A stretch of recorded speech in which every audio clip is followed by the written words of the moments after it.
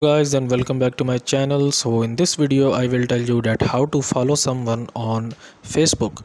So first of all, before starting the video, I want you guys to watch this video until the very end and make sure to like this video and subscribe to our YouTube channel for more tips and tricks like this one.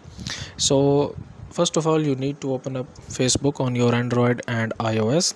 Now in order to follow someone or follow a page, what I will do, I will just search for someone. Okay, so I will just tap on this search option here and I will open up this account here. Okay, so when opening after opening this account here you can see the following option, which means that I am following this person. Okay, if I tap on this one, so here it says me unfollow. So if I just unfollow this person here, now you can see that I have a follow option here. Okay, so I will just tap on follow here, and now now I am following this account. Okay, so what does this mean?